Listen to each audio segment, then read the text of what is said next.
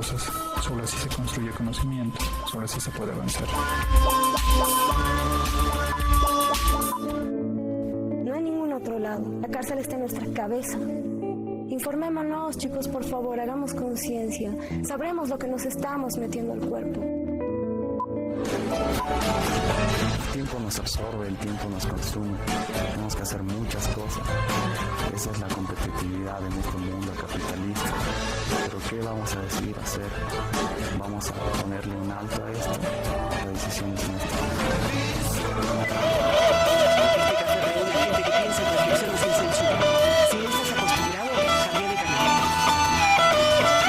Un cafecito más.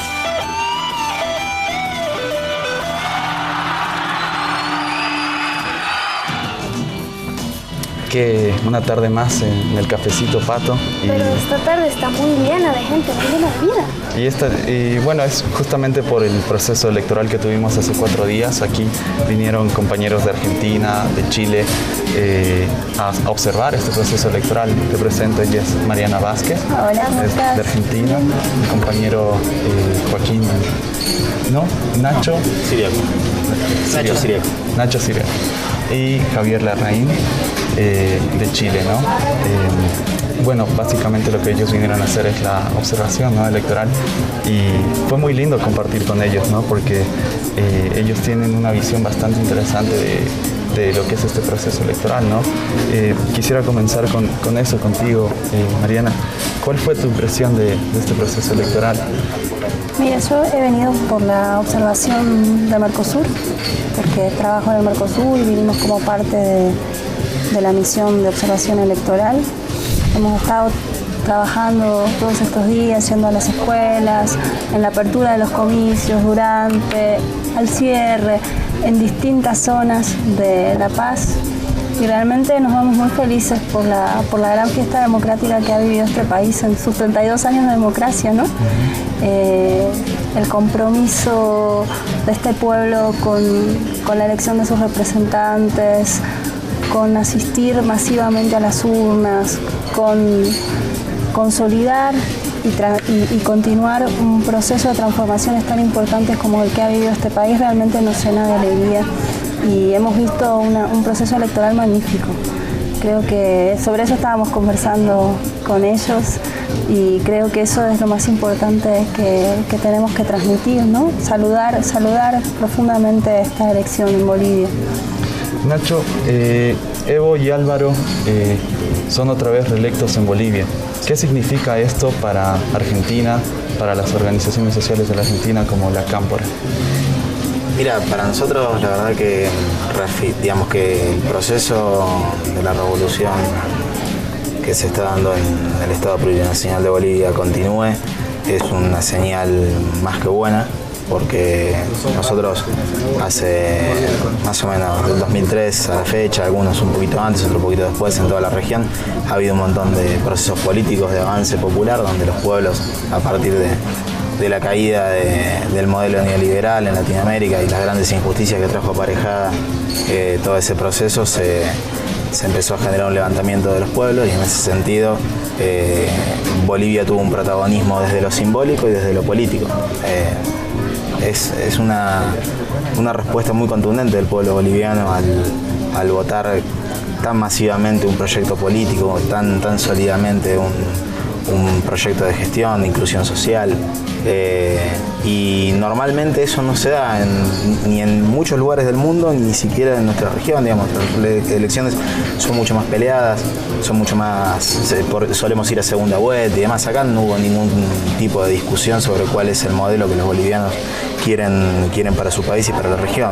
Votaron casi el 62% de los votos para Álvaro y para Evo, y para nosotros eso es una alegría porque, bueno, nos sigue integrando y nos sigue consolidando. Qué lindo. Javier, Evo le dedicó la victoria a Fidel Castro ayer en su discurso en la Plaza Murillo. ¿Qué dirá Fidel Castro al respecto? ¿Qué dirá Fidel? Imagínate tú, se la dedicó a Fidel y a Chávez. A Fidel y a Chávez. Eso es importante. Fidel ha dicho que Hugo y Evo son como sus hijos, ¿no? Y Evo a su vez ha dicho que Fidel es como su padre. por el solo hecho que cuando cae la Unión Soviética y viene todo este desmerengamiento del socialismo, el marxismo y todo lo que olía a revolución y todo eso, y al progresismo en general, ¿no? Cuba resistió. Y resistió de una forma bastante complicada en términos materiales, ¿no? La ideología ahí lo sostuvo. Y de pronto sale Chávez y al poco tiempo, a los 3 años en realidad Kirchner, después de una Argentina que nosotros vimos en el suelo, ¿no? Nunca habíamos visto una Argentina donde los presidentes se escaparan en helicóptero. Eso era una cosa ya brutal, ¿no? Lo que nos decían, esas cosas que nos meten a nosotros en el cono sur de los bananeros, de Centroamérica. Bueno, eso pasó en la Argentina. Ya. No pasó en Panamá, no, pasó en la Argentina. Y bueno, es parte de esa aliada, ¿no? De este proceso que se reabre con el comandante Chávez el 98, con la elección de él, y que Evo, después de todo este proceso del 2000 al 2005, que fue bien convulso, que hubo muchas muertes aquí, muchas guerras, donde el pueblo boliviano derrochó, digamos, heroicismo, valentía y una lucidez, ¿no? Que se reflejó ahora. Son pasados ya 13, 14 años y sigue siendo lúcido el pueblo. Ayer Evo dijo, de 7 elecciones, 3 las hemos ganado sobre el 50% y las otras 4 sobre el 60%. Tal como decía Nacho, o sea, yo no sé qué otro presidente, ¿me entiende?, gana en América Latina sobre el 60%, 4 elecciones. Y en Europa también. Y en Europa también, claro. Entonces, ¿qué dirá Fidel? Yo creo que Fidel está contento. Porque es me imagino, ¿no? Yo no puedo pensar como Fidel, pero debe estar contento porque se mantiene este ciclo y además en un momento bien particular, Andrés, que es el momento en que Estados Unidos está reaccionando. La Alianza Pacífico, ojo, se está organizando, está funcionando. ¿Ya? Y ellos apostaban a que desintegrara el ALBA y otros mecanismos. Eso me parece que es bien importante porque el triunfo de Evo ayer reafirma el compromiso de nuestra región con el proceso de integración que está de unidad, ¿no? Que es mucho más profundo que integración, que estamos llevando adelante con toda fuerza desde 2003 en el caso de Mercosur, desde antes con la llegada de Chávez, ¿no? Pero las fuerzas conservadoras que claramente atentan contra el proyecto de integración, que son las mismas que dieron el golpe en Paraguay, entre otras cosas también, para destruir nuestro proyecto de unidad. ¿En Honduras? En Honduras. Estaba pensando en Sudamérica, pero en realidad en América Latina en general, ¿no? Son cada vez más fuertes o cada vez están reaccionando más, como bien dice el compañero, ¿no? Entonces, la verdad es que nosotros tuvimos y tenemos un conjunto de líderes populares que han valorizado la idea de unidad como nunca en los últimos 200 años, ¿no? Desde nuestros grandes patriotas. Entonces el triunfo de Evo para nuestra región es fundamental, porque se reafirma eso, porque se reafirma el compromiso con nuestros propios valores, con nuestra propia historia, con nuestros propios intereses y fortalecer también la capacidad que tiene nuestra región de determinarse autónomamente frente al resto del mundo. Entonces eso es lo que significa Evo para la región, entre otras cosas, ¿no? Es recuperar y sostener y seguir consolidando esto, que es la independencia nuestra frente al resto del mundo en un momento muy complejo de crisis internacional, de oleadas neoconservadoras, neoliberales. Es decir, nuestra región es un faro para el mundo con estos procesos populares, porque es el único lugar del mundo donde ha habido igualdad, ha habido inclusión, es una zona de paz, pensando en Sudamérica. Entonces eso es lo que representa para nosotros, ¿no? Mariana, eres coordinadora de la Unidad de Participación Social del Mercosur. Justamente como Javier nos menciona, está el peligro de lo que es la Alianza del Pacífico.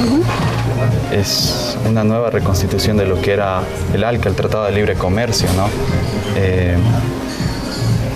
¿Cuál es el rol de la Unidad de Participación Social en defensa respecto a la Alianza del Pacífico y en qué beneficia a los ciudadanos del Mercosur? La Unidad de Participación Social, tal vez valga aclarar o mencionar que es hija de una etapa, ¿no? Que es una etapa, en este caso del Mercosur, de ampliación de la participación popular y de los mecanismos de representación política con la creación del Parlamento del Mercosur, por ejemplo, que nace en 2003-2004 con un compromiso muy fuerte de Néstor Kirchner y de Lula, ¿no? Y es un camino que ha hecho el Mercosur para fortalecer la participación social. En la etapa actual, la unidad hace un aporte más en ese camino con el objetivo político fundamental de contribuir a la articulación del movimiento popular regional. Es decir, no es contra, es fortalecer aquello que es nuestro, ¿no? Fundamentalmente en el espacio Mercosur, porque pertenece a este esquema de integración, pero con vocación regional, porque Mercosur ampliado, lo que llamamos Mercosur ampliado hoy, es toda la UNASUR, que Mercosur, Bolivia que ya está entrando, y sus socios constituyen toda la UNASUR. Entonces el objetivo fundamental es contribuir a la articulación mayor, a la organización mayor, a la unidad mayor del movimiento popular para sostener las reformas que hemos alcanzado, los cambios que hemos logrado, nuestras conquistas de la última década, y profundizarlas fundamentalmente. Y repito, no es en contra, porque lo más importante es fortalecer nuestra propia identidad y nuestra propia organización. Y lo demás se va a ir dando, ¿no? Mariana, te comento aquí, Pato es artista y yo sé que dentro del Mercosur existen programas de lo que es la integración cultural y artística. ¿Qué programa es este y cómo un ciudadano común se puede informar acerca de estos programas de integración artística? Si no me equivoco, incluso estaba Nancy Cajiano, creo, estaba a la cabeza de estos programas. No sé si nos puedes comentar de qué trata este programa. Sí, no conozco programas específicos desde mi función, pero lo que ha habido en estos años es múltiples acuerdos, tanto de integración en lo cultural como específicamente en lo audiovisual, para producciones culturales conjuntas, producciones audiovisuales conjuntas y mayor circulación de los productos culturales de nuestra región, ¿no? En eso lo que pueden hacer es entrar a la página de Mercosur Cultural, donde hay puntos de cultura, de la integración, y también a lo que llamamos RECAM, Reunión de Comunicación y Audiovisual del Mercosur, donde están todos los proyectos que el Mercosur tiene para financiar producciones conjuntas culturales entre los países del Mercosur, ¿no? Pato, ¿qué piensas de las elecciones? ¿Qué piensas de estos procesos de integración que estamos viviendo, de este momento político y cultural, evidentemente, que estamos viviendo? Bueno, para empezar, justamente tenía un par de cosas que charlar contigo. Me parecen súper interesantes, ¿no? En tanto a lo que es todo esto de integración, que lo venimos trabajando desde hace tanto, ¿no? Desde nuestras primeras gritos libertarios, ¿no? Creo que estos movimientos latinoamericanistas son tan añejos como nuestra misma independencia, ¿no? La necesidad de unirnos, la necesidad de ejercer bloques económicos que nos puedan de alguna manera solventar y hacer frente a lo que antes era el ALCA, ¿no? Y esto del Mercosur, que nació con tanta fuerza y que ahora se viene dando. Esto de integración, por ejemplo, a mí me interesa muchísimo. Creo que a todos los jóvenes en realidad, porque estamos hablando de romper las barreras, pero no de una manera en la que la globalización te propone romper las barreras y olvidarte de dónde vienes, ¿no? Más bien es diferente, romper tus barreras limítrofes con los otros países, pero recordando quién eres tú, que tú eres diferente, que hay miles de naciones que compartes, ¿no? Dentro de, por ejemplo, Bolivia, y que tenemos muchas cosas en común, por ejemplo. La diversidad, ¿no? Exactamente, ¿no? Los países andinos, por ejemplo, no tenemos tanto en común. Un ecuatoriano, por ejemplo, se parece mucho a un paceño, si ustedes conocen hasta las mismas calles, ¿no? La forma de hablar, qué sé yo. Entonces, es reconocernos, ¿no? En tanto a nuestras raíces. Y justamente quería preguntarles a ustedes cómo sienten esto, por ejemplo, de la integración en tanto al libre tránsito, ¿no? ¿Cómo está esto del acceso, por ejemplo, que yo puedo tener si quiero ir a Uruguay, si quiero ir a... En Mercosur tienes acuerdos migratorios muy ambiciosos, mucho más que otros proyectos de integración, esquemas de integración a nivel mundial. Tal vez con excepción de la Unión Europea, porque ha tenido una política intra-Europa, ¿no? Hacia afuera xenofobia, pero intra-Europa ha tenido una política de libre circulación. En Mercosur hay acuerdos migratorios que ya permiten circulación, residencia, reconocimiento de títulos en algunas carreras, es decir, que hay mucho avanzado en relación a eso, ¿no? Que tiene que ver con la integración de los pueblos. Yo planteaste algo que me dejó pensando, ¿no? Sobre todo con respecto a la juventud, porque cuando él preguntaba lo de la participación, por lo menos desde la unidad, desde Mercosur, y en eso trabajaremos el año que viene, creemos que el protagonista de esta etapa, fundamentalmente en relación con la integración, tiene que ver con la juventud organizada, y en ese sentido yo quería preguntarle a Nacho, porque el ejemplo de la cámpora en Argentina o la construcción de la cámpora en Argentina en algunos casos ha sido como un referente, o se ha visto, se ve, yo vivo en Uruguay y se ve con mucha, no sé, curiosidad, o se quiere saber cómo ha sido el proceso, ¿no? La militancia juvenil en Argentina es algo que ha sido destacado. Nacho, quedémonos en suspenso antes de que le respondas a Mariana. Mariana, quisiera que, agradecerte. Es un privilegio que aquí compartas con nosotros esta mesa. Sabemos que te vas, creo, mañana Sí. a Argentina. Sí, es sí. una lástima. Sí. Esperemos que en alguna otra oportunidad nos podamos volver a encontrar. Mariana, quisiera que nos des unas conclusiones de todo lo que hemos charlado hasta el momento. No, creo que la conversación ha sido lo más importante a destacar, ¿no? Pero bueno, en principio tal vez reiterar la importancia de nuestra unidad en términos de lo que significa para la independencia de nuestra región y para que nuestra unidad sea un instrumento más en pos de nuestro desarrollo con inclusión, y fundamentalmente la idea de los pueblos organizados, unidos y organizados. Sí, la clave de esta etapa es eso, es más unidad y más organización entre nosotros para consolidar lo que hemos logrado y para que no nos lo arrebaten las reacciones conservadoras que tenemos permanentemente y para seguir adelante. Creo que es fundamentalmente eso. Gracias, Mariana. Yo voy a buscar más café porque creo que se les acabó el café. Se nos acabó el café.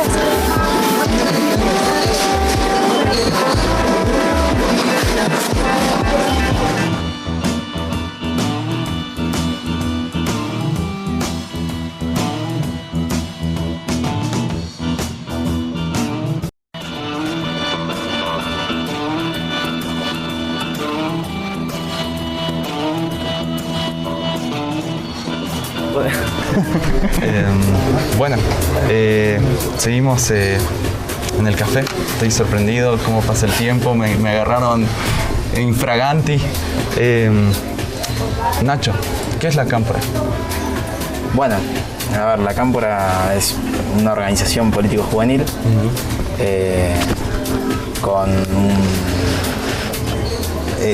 anclada fuertemente en la identidad del peronismo en la Argentina, que ha sido en algún punto una de las expresiones juveniles que ha tenido el kirchnerismo en esta etapa. Digamos, a partir del 2001, como hablábamos en el bloque anterior, se dio un fenómeno en la Argentina, y me imagino que en la mayoría de los países latinoamericanos igual, donde la juventud fue parte de la protagonista de modificar ciertas cuestiones que venían sucediendo previamente en ese proceso. A partir del 2003, cuando llega Néstor Kirchner, Néstor hace una convocatoria muy fuerte a la juventud para que se sume a las luchas políticas, para que se sume a organizarse. Y más o menos en el 2006-2007 comienza la Cámpora como lo que sería en algún punto la reactualización de la juventud peronista, la JP, expresa la JP, la juventud peronista, la gloriosa juventud peronista de la década del 70, y además la nueva identidad que es parte fundamental del movimiento juvenil argentino, que es el kirchnerismo, ¿no? Entonces ahí la Cámpora es parte de un trabajo cotidiano que muchas veces es estigmatizado por los medios de comunicación, por los medios concentrados, que nos ponen como si fuéramos realmente hordas salvajes de jóvenes que asolamos poblaciones, digamos, y demás, pero en realidad lo que hacemos es trabajo territorial, se hace continuamente en todos los barrios de la Argentina, a lo largo y a lo ancho del país, trabajo solidario en todo el país, tenemos trabajo en las universidades, tenemos trabajo en los colegios secundarios, porque básicamente lo que apuntamos es a profundizar la organización juvenil en base a un proyecto político que es emancipador, que es antiimperialista, que en Argentina se expresa en el kirchnerismo, en Bolivia se expresa en el MAS, en Venezuela se expresa en el PSUV, pero bueno, en nuestro caso se expresa en Unidos Organizados, en el Frente para la Victoria, y de esa forma lo que tratamos de hacer es nuestro aporte a esta organización de la juventud en América Latina y en Argentina. Javier, ¿cuál es la importancia de los jóvenes y su organización para llevar a cabo un proceso político?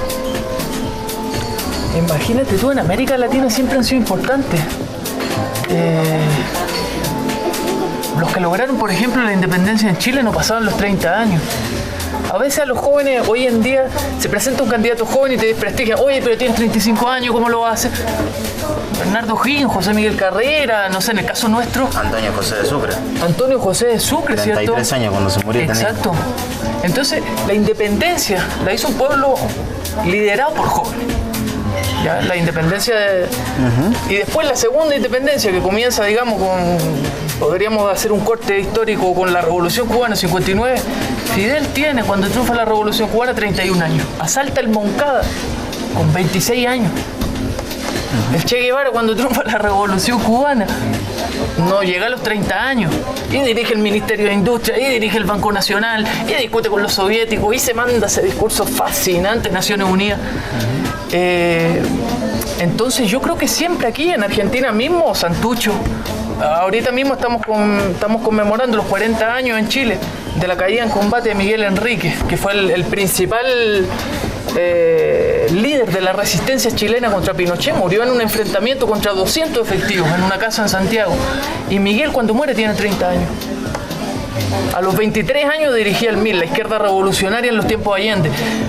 Entonces, yo creo que los jóvenes siempre han... Chávez mismo, el 92, era un tipo relativamente joven, ¿me entiendes? Era bastante joven, de hecho. Y los jóvenes... siempre han tenido siempre en América Latina se ha caracterizado, digamos, por intervenir políticamente, ¿no? por hacerse cargo de su realidad. Pese a que yo te voy a hacer un paréntesis, yo no creo que ser joven en sí ¿ya? Sea un mérito, sea una virtud y tú seas revolucionario, porque hay jóvenes que son más conservadores que viejos que piensan como jóvenes. Te doy el ejemplo, Fidel piensa como joven. ¿Te puedo hacer un agregado de eso? Yo creo que una de las cuestiones centrales que, a diferencia del proceso histórico que lo que él plantea, es que digamos, en Argentina la juventud movilizada en la década del 70, probablemente entre la organización de la JPL, que era la más numerosa, tenía 250.000 pibes organizados, ¿no?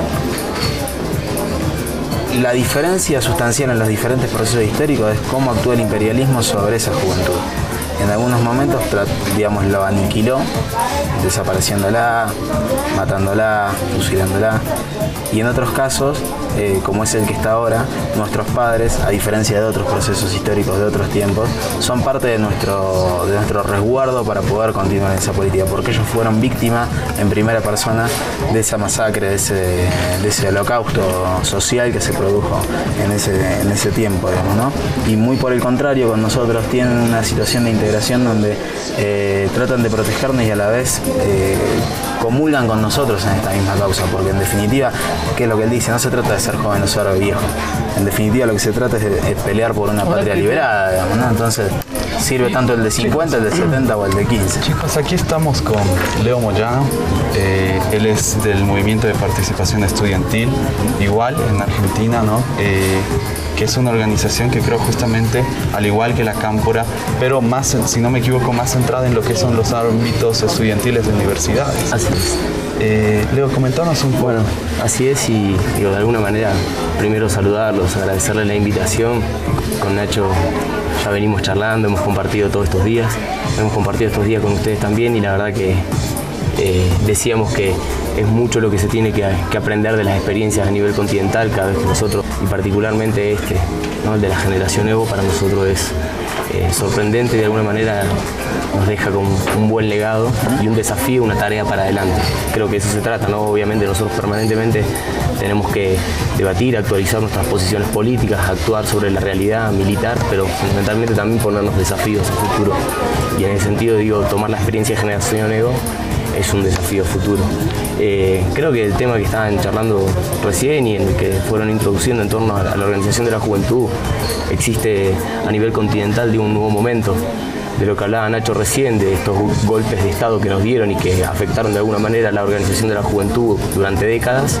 La vemos hoy en un nuevo golpe de Estado, quizá golpe de Estado, estos golpes de Estado nuevos que se caracterizan como golpes de Estado blandos, claro, con otras cuestiones, con una fuerte intervención desde lo cultural, desde los medios de comunicación. Por eso me parece que hay que celebrar esta iniciativa que ustedes llevan adelante con este programa.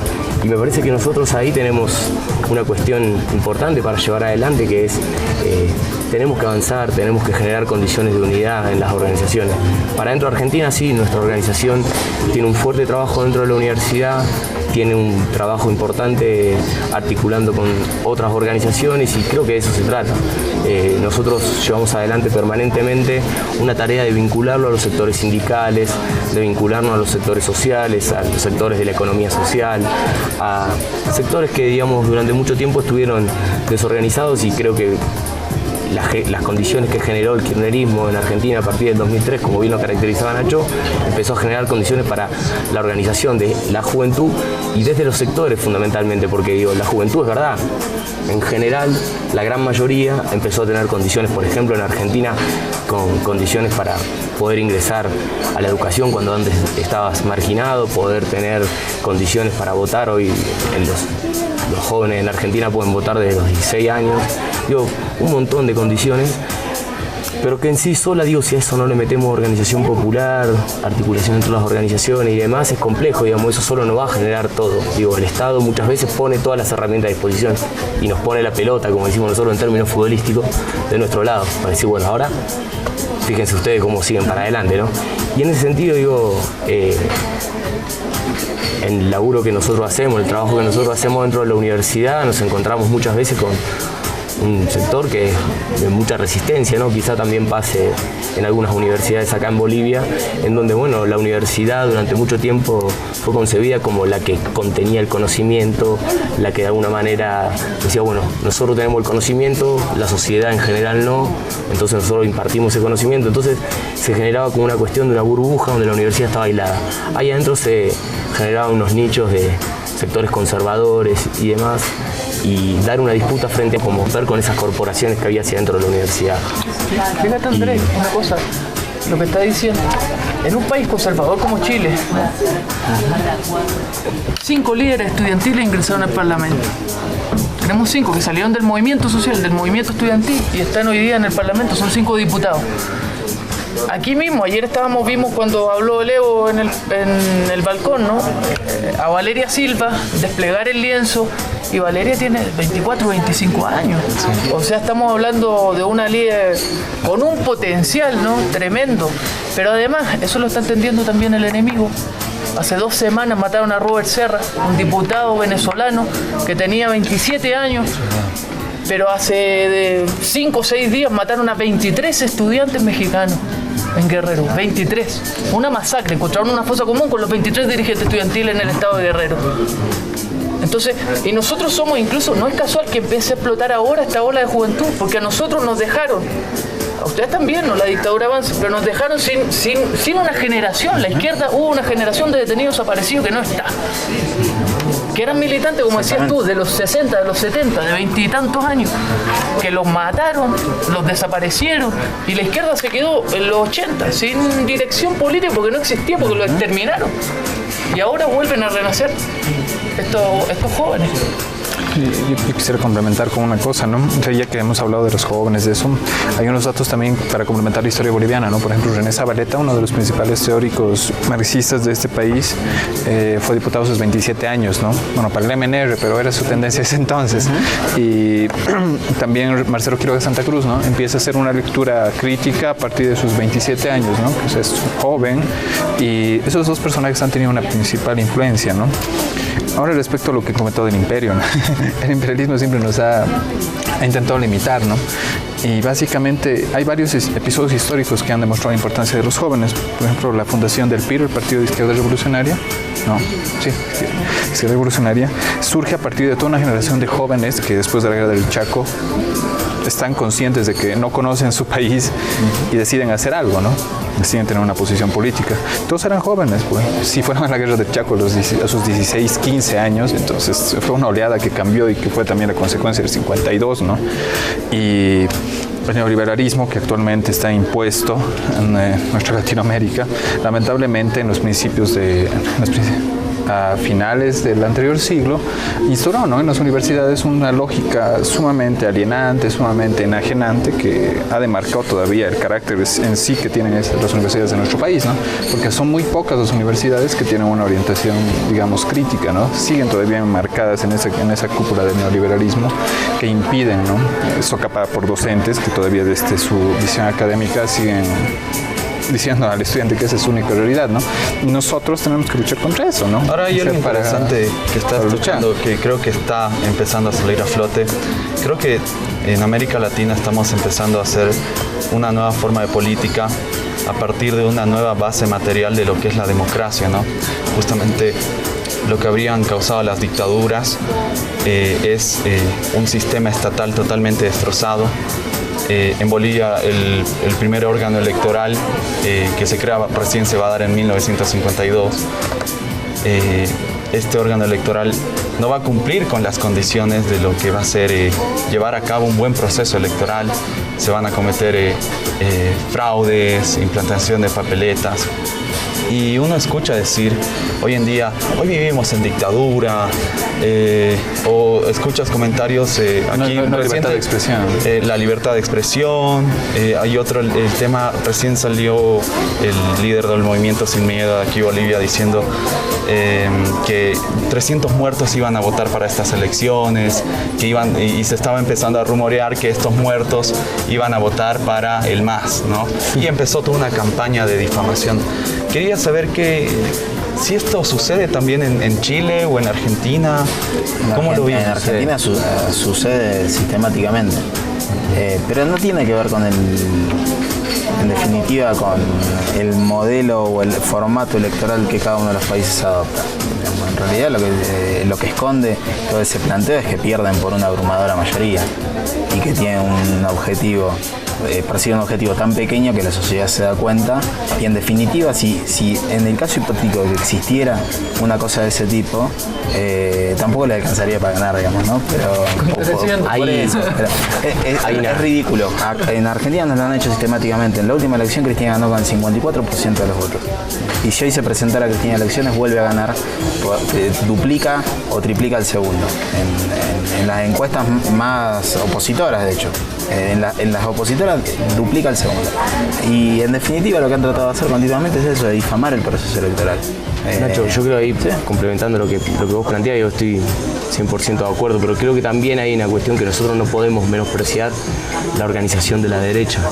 Creo que esto que hablábamos recién de los golpes blandos vienen complementados justamente con intentos desestabilizadores. Y los intentos, parte de la estrategia. Entonces esos intentos desestabilizadores vienen con toda una estrategia mediática, con la implementación de sensaciones de inseguridad, de miedo, de generar caos en la sociedad, de movimientos o corrimientos bancarios, económicos. Bueno, digo, lo vivimos en Argentina, lo sufrimos, y además lo que más bronca nos genera a nosotros como organizaciones del campo popular es que quienes terminan pagando más los platos rotos, como se diría, ¿no?, quienes son los que más sufren frente a esto son los sectores, digamos, más populares, son los pobres, digamos, o los que empiezan, hoy a levantar la cabeza después de décadas de neoliberalismo que no dejaba salida. Hoy nuestros procesos políticos en América Latina van generando, y creo que acá está planteado también otro de los desafíos, nuestros procesos políticos en América Latina van generando condiciones de tener referentes políticos como el Evo, de tener referentes políticos como lo tuvimos a Chávez, que hoy espiritualmente lo siguen siendo junto a Néstor. Creo que son los dos líderes espirituales de nuestro movimiento, además espirituales, pero además desde lo político, porque dejaron un legado importantísimo, ¿no? Entonces hoy tener referentes como Cristina, tener referentes como Dilma, nos generan condiciones para que nosotros digamos, bueno, a ver, ¿cuál es el rol? ¿Cuál es la tarea? ¿Cuál es el desafío? Y a partir de ahí, generar condiciones de organización, fundamentalmente generar condiciones de formación política, porque nosotros frente a cada uno de los escenarios tenemos que afrontarlo con herramientas sólidas desde lo teórico.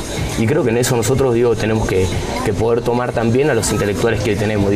Obviamente que tenemos que volver a los clásicos, que tenemos que volver a Marx, a Lenin, a Gramsci, pero que también tenemos que tomar los autores. Hoy tenemos un Leo Moyano. Nosotros tenemos, fuera de broma, en esto nosotros estamos, por ejemplo, y contarles, en Argentina estamos llevando, y lo vamos a charlar luego con los compañeros para ver cómo podemos integrarlo, lo estamos haciendo desde la academia, desde las universidades, en 4 universidades vamos a alargar para este próximo año una cátedra del pensamiento de García Linera.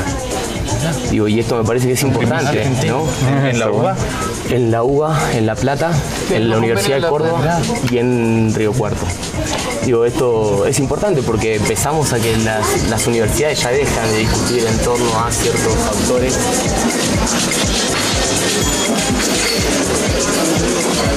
Bueno, muchachos, un datito más para recordar en esta tarde de cafecito. La Cámpora. La Cámpora es una agrupación política argentina fundada el 28 de diciembre del año 2006.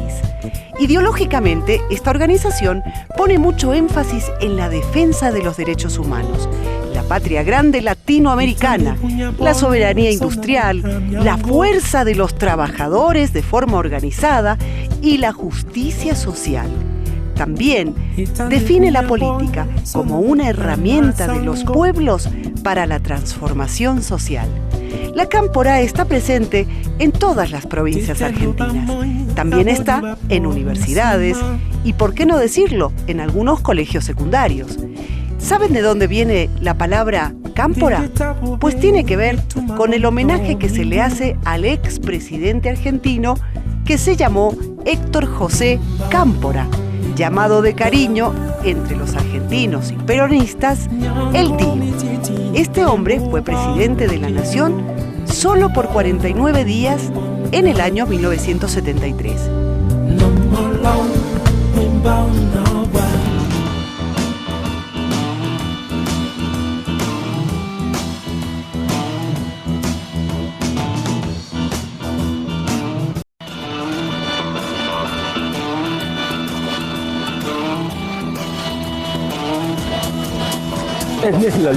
Bueno, qué tarde más bonita, aquí con Leo, con Nacho, con Javi, Ariel Vargas de Uruguay, que nos está visitando. Ariel, ¿a qué organización de Uruguay pertenece?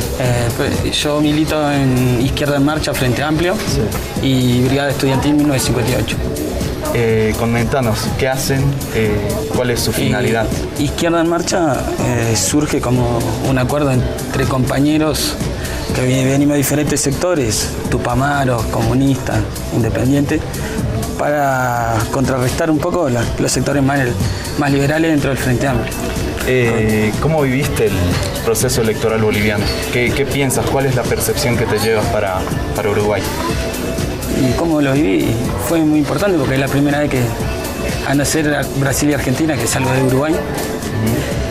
Y llevó una linda experiencia. Fue un triunfo importante para toda América Latina. Y para seguir avanzando. Ahora nos toca elecciones el 26 nosotros. El 26 de octubre. 26 de octubre. Que está un poco complicado.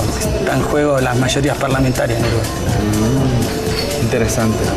Leo, justamente creo que estamos viviendo evidentemente, como Ariel nos lo comenta, creo que es un proceso bastante sui generis para nuestra región.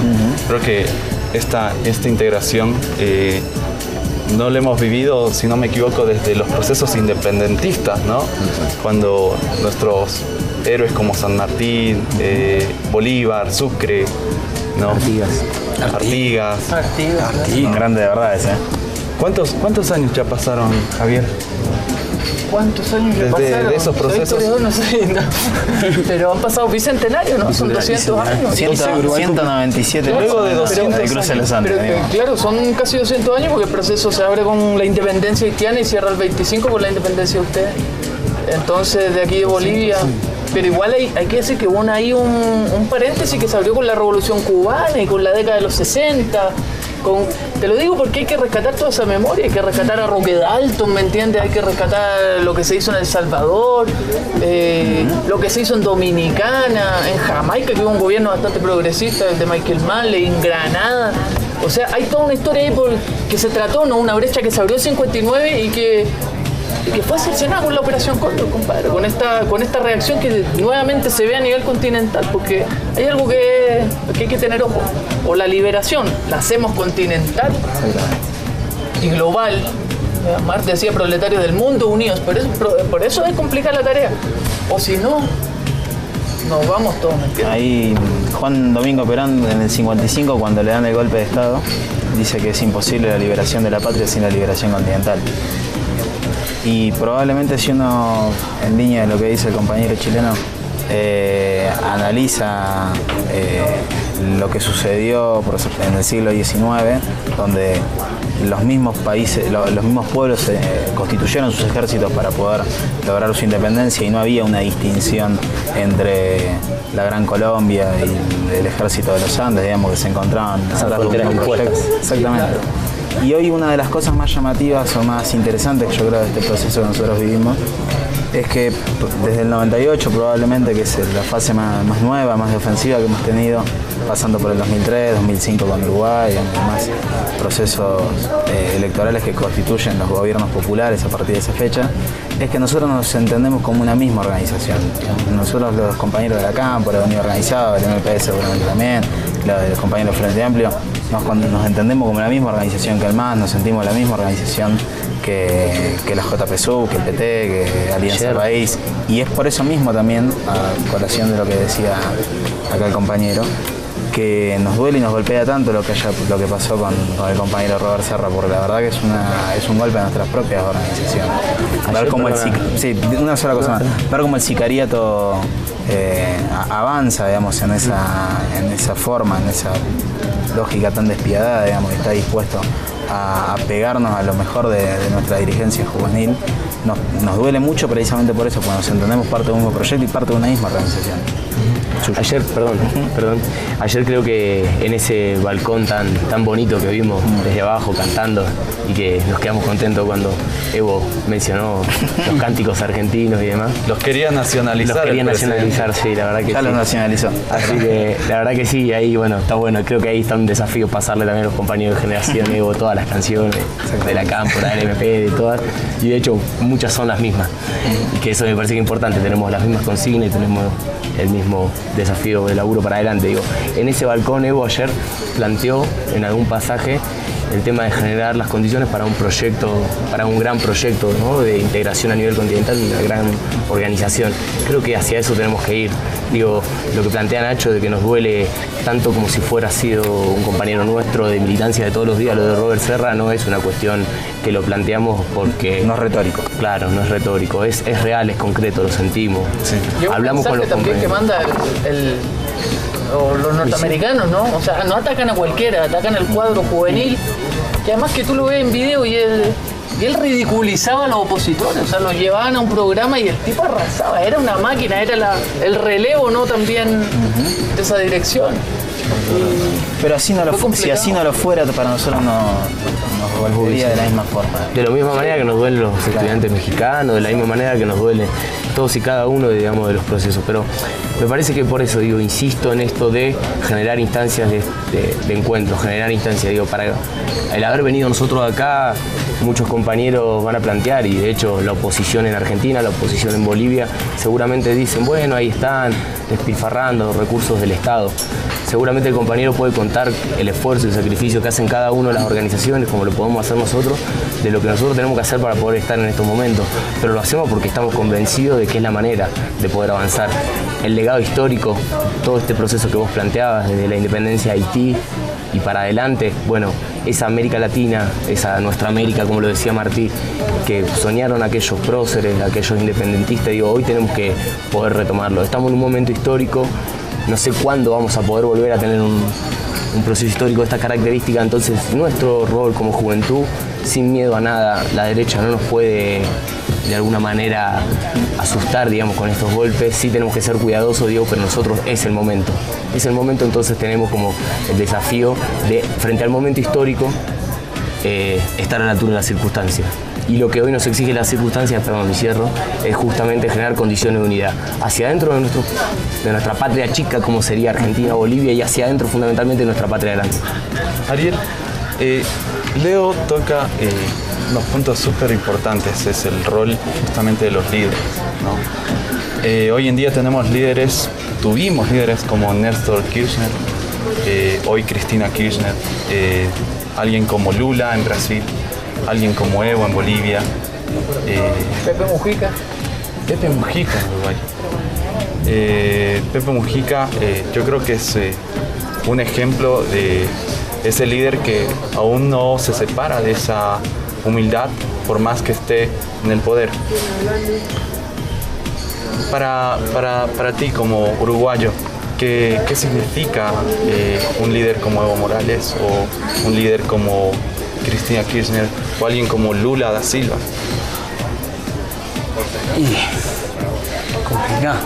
Sería, para mí son tipos para tomar en cuenta, estudiar, caminos a seguir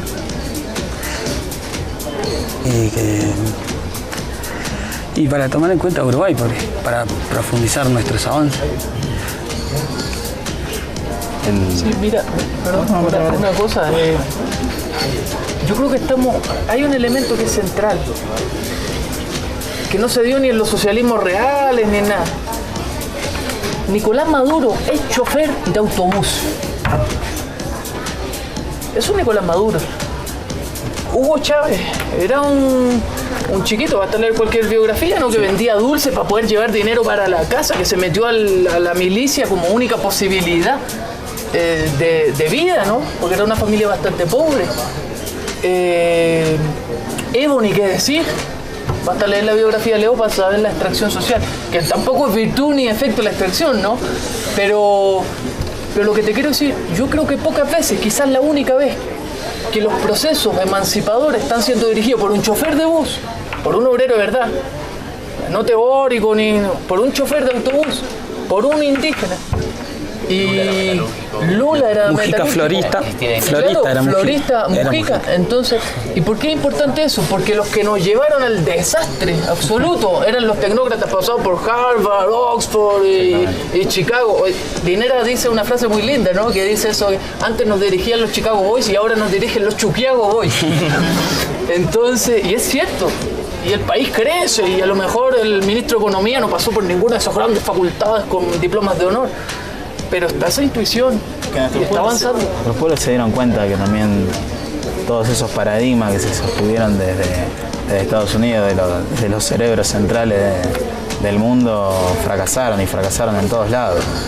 Fracasaron hace 10 años en América Latina, llevándonos a la pobreza más extrema, y hoy fracasan en Europa, fracasan en Asia, fracasan incluso en Estados Unidos. Con los niveles de desigualdad social que está expresando hoy Europa, en España, en Italia, en Grecia.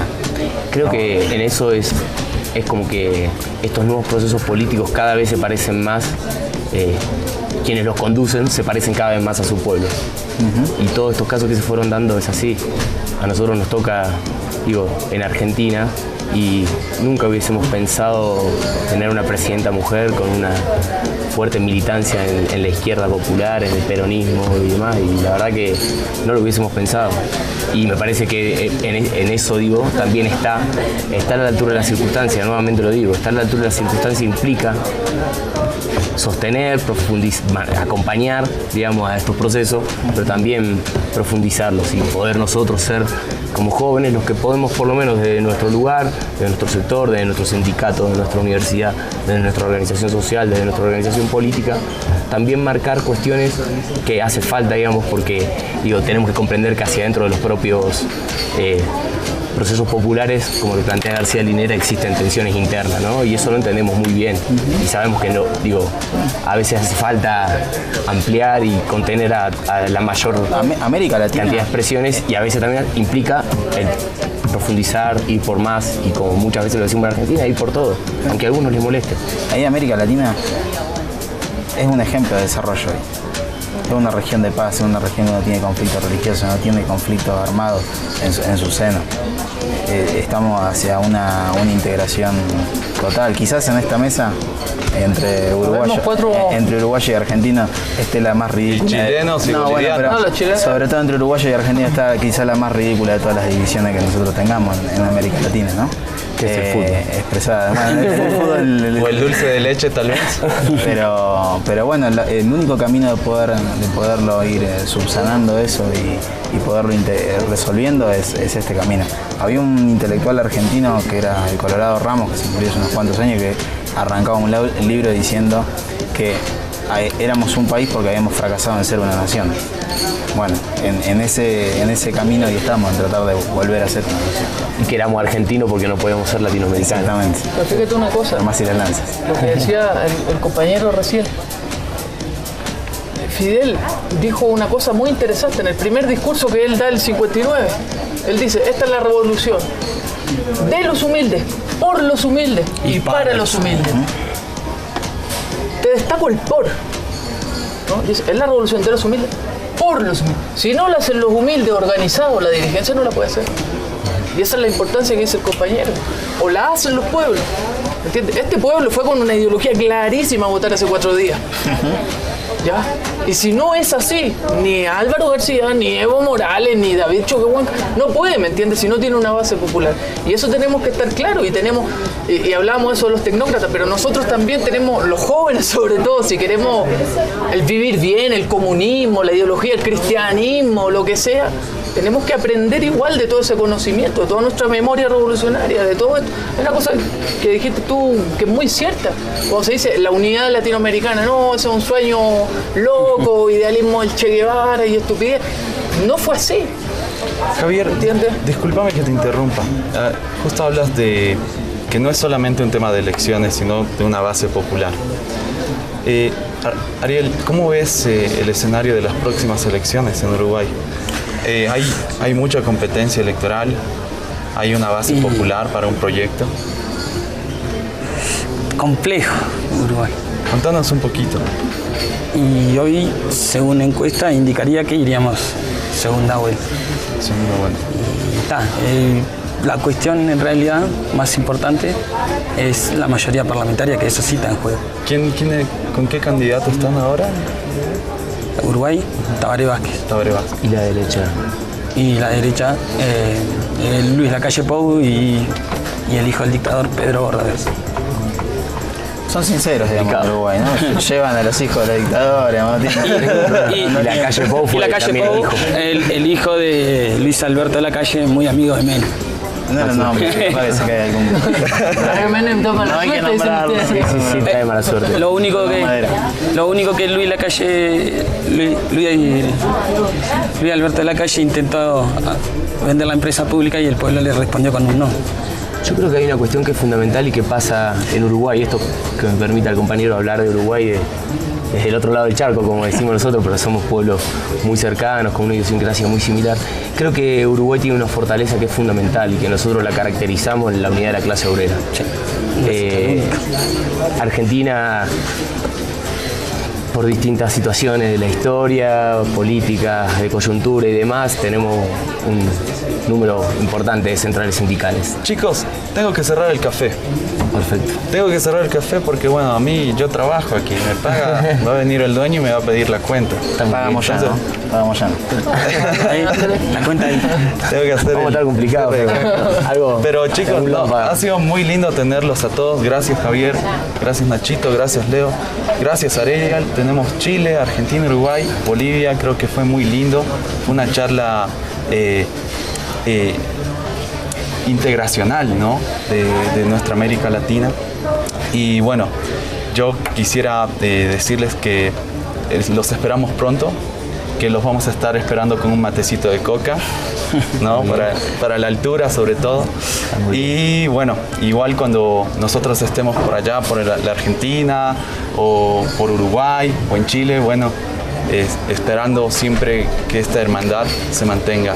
Y bueno, aquí justamente creo que están pasando las chicas y que vinieron con ustedes y compañeros más. Bueno, agradecerles, creo que fue una muy linda tarde, fue un cafecito muy especial, creo que no se dan muchos y un abrazo fuerte, un abrazo revolucionario y que viva la lucha de nuestros pueblos y su liberación. ¡Esa! ¡Un canto grande, América Latina! ¡Unida! Como verán, muchachos y muchachas, hoy la cafetería se vistió de distintos colores, acentos, miradas y matices latinoamericanos. La juventud tiene un denominador común en casi todos los confines del planeta: la espontaneidad y el deseo de cambiar lo establecido. Sin embargo, no en todas partes los jóvenes son llamados de la misma forma. Imagínate por un instante que tienes la posibilidad de sujetarte fuertemente a un barrilete. Mejor dicho, papalote, también llamado volador. Ahí está, sí, volador. Y este volador te lleva hasta Cuba. Allí te llamarán acere, una palabra que encierra cariño en sí misma. Si llegas a Uruguay, allí son llamados gurises. Al llegar a México, te llamarán chamaco. Si cruzas el Mediterráneo, te convertirás en chaval. Más al sur de América, serás un pibe o piba. En Venezuela pasarás a ser un chamo. Y de retorno a nuestra tierra, en los Andes bolivianos, serás llamado chango, changa, y en lengua aymara te llamarán imilla, si eres niña, y huayna, si eres un hombre joven. En los valles, para los quechuas, serás yocaya. Llegando a las tierras orientales, serás un pelao o peladinga. Y en este cafecito, serás siempre el corazón que le da sentido a las tardes de Aviala.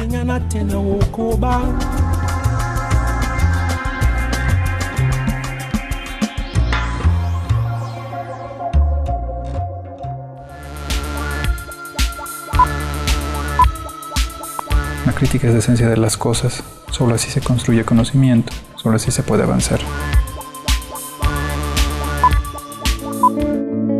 No hay ningún otro lado. La cárcel está en nuestra cabeza. Informémonos, chicos, por favor, hagamos conciencia. Sabremos lo que nos estamos metiendo al cuerpo. El tiempo nos absorbe, el tiempo nos consume. Tenemos que hacer muchas cosas. Esa es la competitividad en este mundo capitalista. Pero ¿qué vamos a decidir hacer? ¿Vamos a ponerle un alto a esto? La decisión es nuestra. Este café reúne a gente que piensa y reflexiona sin censura. Si no estás acostumbrado, cambia de canal. Un cafecito más.